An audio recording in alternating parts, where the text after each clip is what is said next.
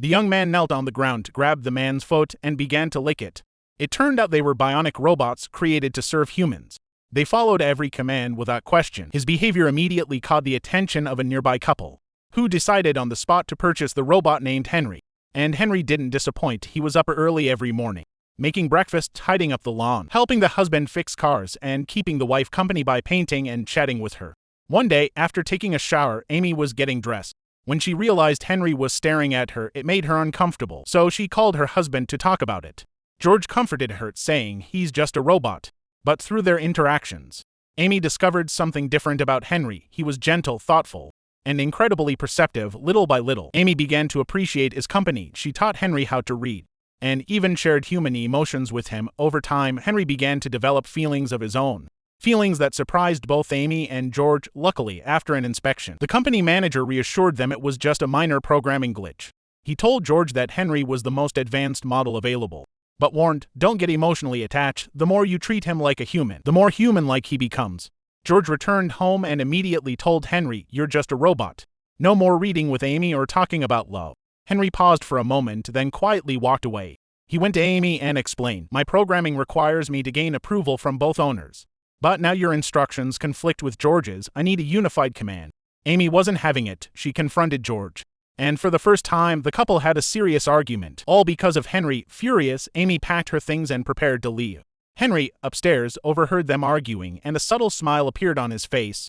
That night, George sat alone, gazing at the empty half of the bed. He felt a wave of sadness. Henry, sensing his mood, decided to comfort him. George, curious about what Amy saw in Henry, allowed the robot to help him relax. Henry gently applied shaving cream to George's face and slowly shaved him. The air grew thick with tension, and before they knew it, they shared a kiss. A few days later, Amy returned, though things felt different. They both decided to give their relationship another try. One day, while giving Amy a massage, Henry leaned in, kissed her, and said, I love you.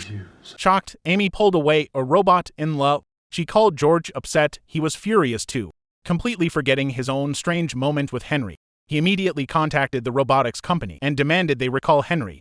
Then he left for work, leaving Amy at home to wait. Henry sensed something was wrong. He rushed back to the house and confronted Amy, asking why she would betray him like that.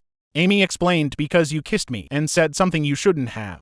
But Henry replied, those were my real feelings. Don't I deserve love too? Amy, not wanting to argue, left to find her husband. Shortly after, the company manager arrived, ready to retrieve Henry. But for the first time, Henry didn't follow orders. Meanwhile, Amy and George were feeling conflicted. They had truly come to see Henry as part of the family. Suddenly, George's phone rang. It was a distress call from Henry. They rushed home, but the house was empty. They checked the backyard and found Henry standing alone on the lawn. He told them, if you go to the place where you bought me, you'll uncover a terrifying secret. They hurried over, only to find the place swarming with police. The charge, human trafficking. Turns out these so-called robots were actually brainwashed human beings. Even more disturbing, when questioned by police, they truly believed they were machines. The couple was stunned. That meant Henry was never a robot. They raced home with the police. But just as they reached the backyard, the officers were attacked by none other than the company manager. He was a completely different person now. Enraged, yelling at Amy and George, Henry is my greatest creation.